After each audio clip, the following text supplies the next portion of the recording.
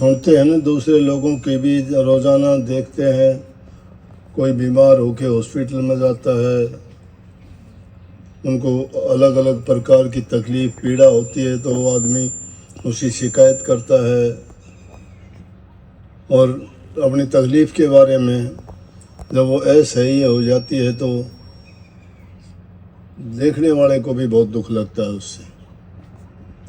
परंतु ये तो मालिक की मर्जी है, उसका अपना काम है। गुरु भक्तों से मिलने पर हम प्रभु का गुणगान करते हैं, आपसी चर्चा करते हैं, तो उसमें सत्संग, गुरु महिमा, नाम की महिमा, अभ्यास की बातें, ये चर्चा जब होती हैं तो आदमी को पता लगता है कि भाई हमने सत्संग में जुड़ के कितनी सफलता पाई है, हमें क्या मिला है। दुनियादारी की बातों के बारे में तो सब पूछते हो ना, आपका कारोबार कैसा है, बच्चे कैसे हैं, क्या करते हैं, ठीक ठाक हो से ठीक है। सेहत शारीरिक रूप से ठीक है लेकिन मानसिक रूप से विकृत होते हैं, क्योंकि जब तक आत्मा को शांति नहीं मिलती तब तक तो यूँ समझो कि सारे रोग हैं, दुखी है इंसान। शरीर का सुखी रहना तो जब होगा कि अंदर की शक्ति, जब हमारी रूह खुश होगी, मन में विचार अच्छे होंगे, शांति होगी, और बेकार की बात जो दुनियादारी की बातों का कचरा जब तक दिमाग में भरा रहता है, ना इंसान सुमन कर सकता, ना भजन कर सकता, ना अभ्यास कर सकता। लेकिन जिस संसार में रहते हैं वो चीज़ें ज़रूरी हैं, प्रभावित करती हैं, हर इंसान को करती हैं। लाख प्रयत्न करने पर भी गलतियां भी होती हैं, ना चाहते हुए भी होती हैं।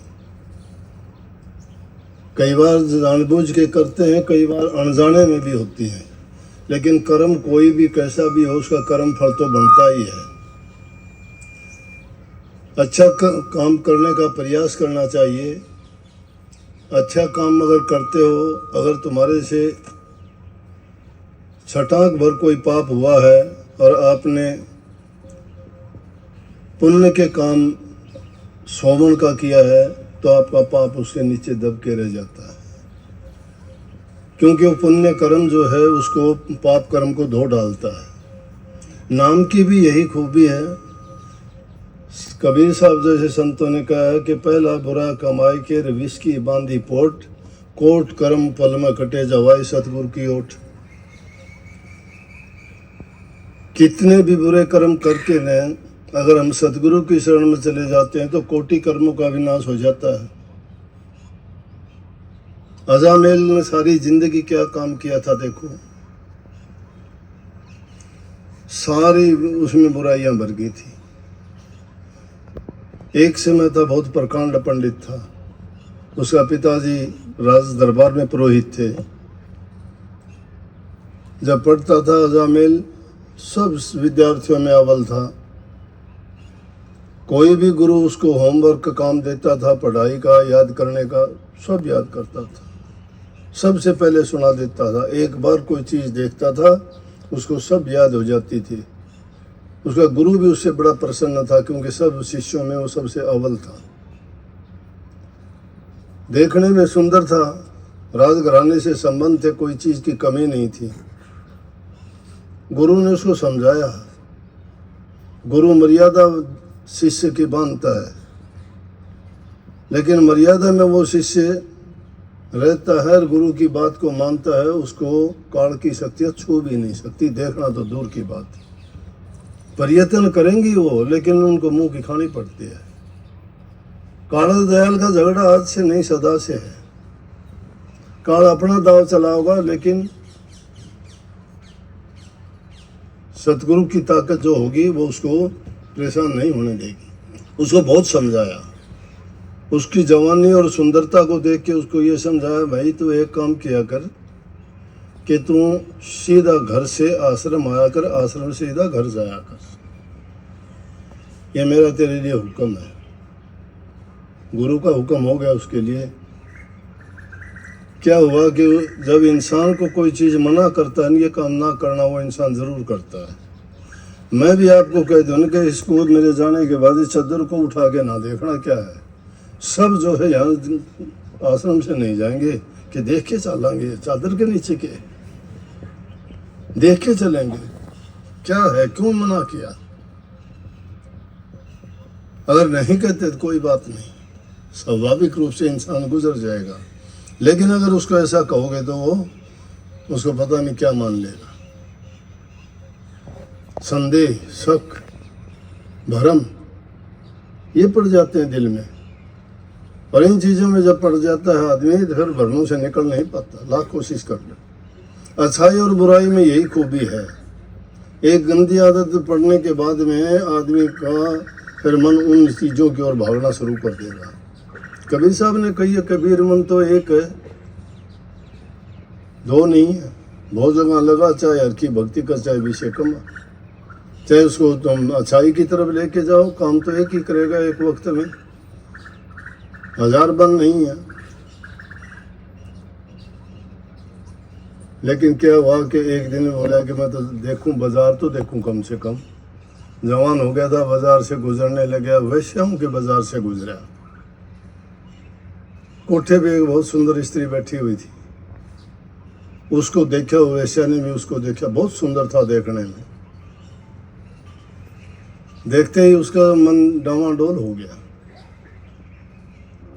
बस फिर तो उसका मन करा, गुरु से भी छिपाली बात नहीं बताया, और रोजाना वहाँ से आना जाना शुरू हो गया। तो धीरे धीरे करके वो उससे के साथ जुड़ गया।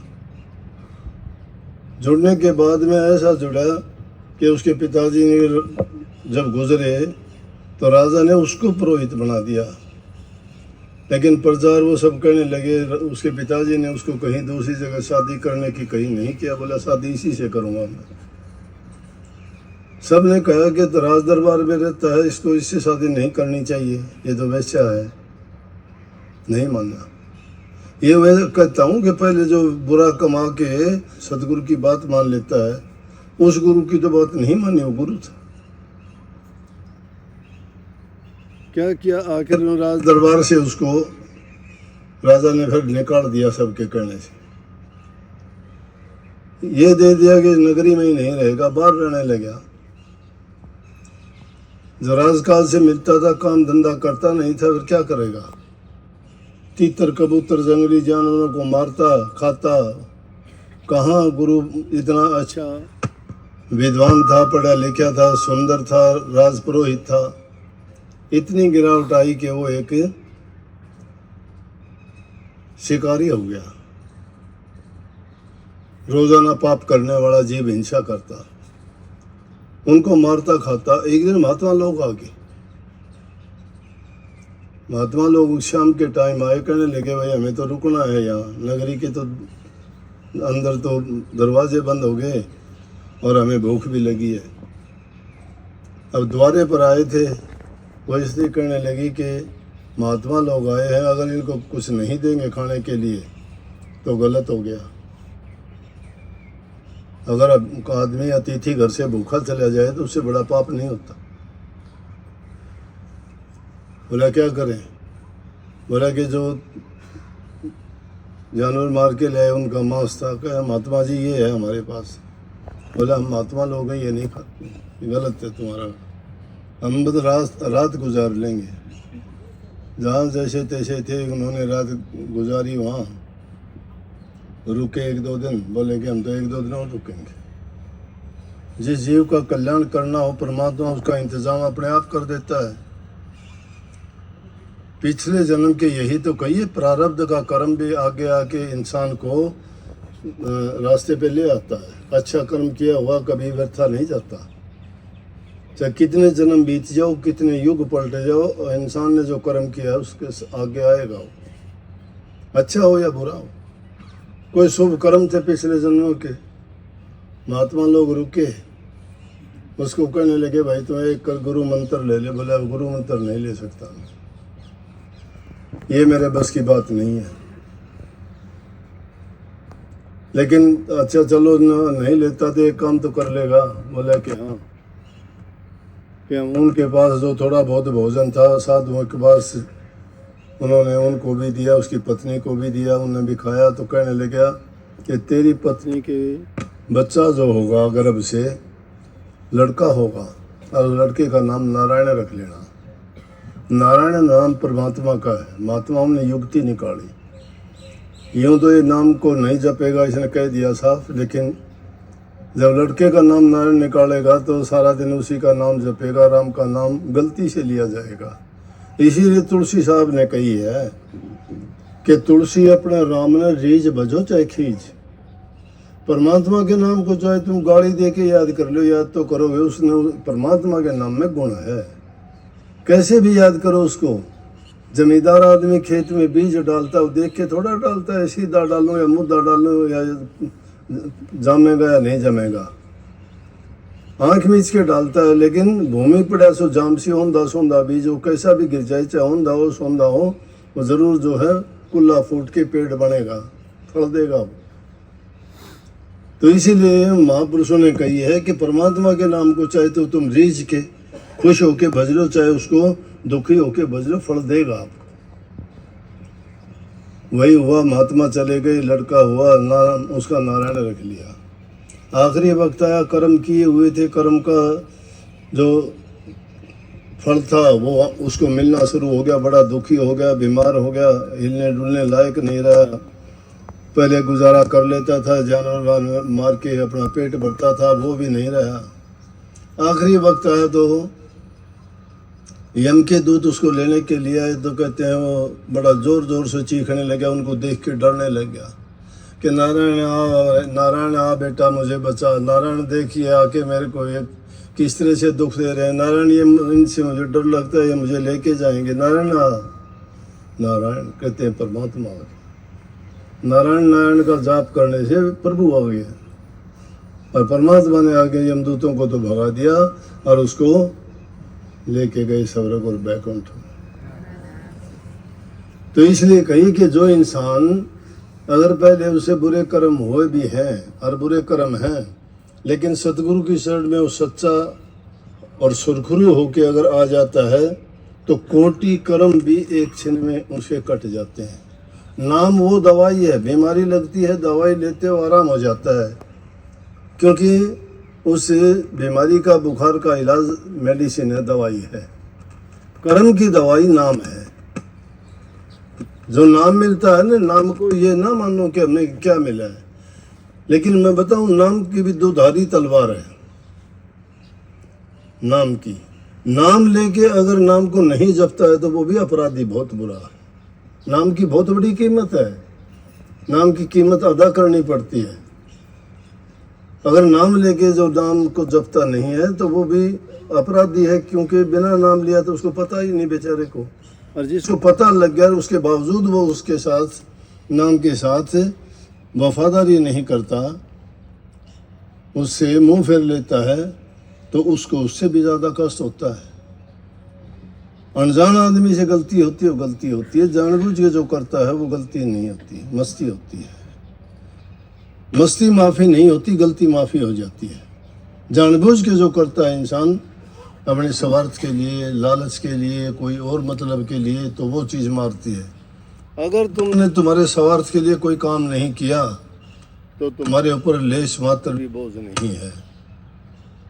अगर तुमने मान लिया, एक बात बताता हूँ, आपने चोरी की, चोरी किस लिए की कि किसी एक आदमी भूखा था और उसको देने के पास आपके पास कुछ नहीं था, उसने आपसे मांग लिया, उसका दुख और पीड़ा आपसे नहीं देखी गई और उसको आपने चोरी करके उसको खाने के लिए उसकी भूख मिटा दी, तो आपने कोई जुल्म अपराध नहीं किया है। आपने जो थोड़ी चोरी की है वो उससे ज़्यादा आपने किसी की पीड़ा को भी कम किया है। उन दोनों को अगर तोल के देखोगे तो जो तुमने उसका पुण्य का काम किया है वो उसे पाप कर्म से तो घना बहुत ज़्यादा अच्छा है, कई गुना अच्छा है। तो बात को समझने में बड़ी देर लगती है। संत मत की बड़ी ऊंची बातें हैं। अब शास्त्रों के श्लोक और वो याद करके कुछ लोग कहते हैं कि आओ मेरे साथ शास्त्रार्थ कर लो। अरे शास्त्रार्थ क्या करोगे? शास्त्रार्थ क्या दे देगा आपको? जब झगड़ाबाजी करते हो आपस में, तर्क वितर्क करते हो, छोटे बड़े की बात करते हो, विद्वान मूर्ख की बात करते हो, मुझे ये आता है तुझे ये नहीं आता, आना जाना किसका है? अपना कर्म अच्छा करके देख लो, जिंदगी के आखिर में अपने आप फैसला हो जाएगा। तुमने जो किया है फल आपको तेरे कर्म का मिलेगा, उसको उसके कर्म का मिलेगा। कर्म अच्छे करते नहीं, शास्त्र सारे कंठस्थ कर लो, क्या मिलेगा? क्या मिलेगा? बस सारी जिंदगी हरिद्वार मथुरा और आप जाओ काशी जी, क्या मिलेगा? वहाँ शरीर को पानी में झकोड़ने से ठीक है, आस्था है, आस्था को लेके जाओ। हमारे पूजनीय तीर्थ स्थान है, उनको तीर्थ स्थान बोला गया है, उस दृष्टि से जाओ, उनका जितना भी है वो आपको उतना लाभ देंगे। लेकिन जीव की भलाई, जीव की मुक्ति और जीव का कल्याण तो नाम भक्ति के बिना पूरा नहीं होता, क्योंकि नाम से मन की सफाई होती है, शरीर की सफाई बाहर की सफाई है। लेकिन सतगुरु जब मिल जाता है तो आदमी को सोचना चाहिए कि मेरे सारे कार्य पूरे हो गए। क्या कही है? जे सोचंदा उगम्या सूरज चढ़े अधार है, इतना चंदन हो दिया गुरु बिन घोर हो दिया। चाहे हजारों सूरज चढ़ जाएं, लाखों चंद्रमा उदय हो जाएं, लेकिन गुरु के ज्ञान के बिना अंधेरा ही अंधेरा है। गुरु जब मिल जाता है तो जीव का लेखा निमट जाता है। इसलिए जहाँ जितना समय मिले शुभ काम नेक काम में देर नहीं करनी चाहिए, करना चाहिए। तो बहुत बहुत सबको आशीर्वाद।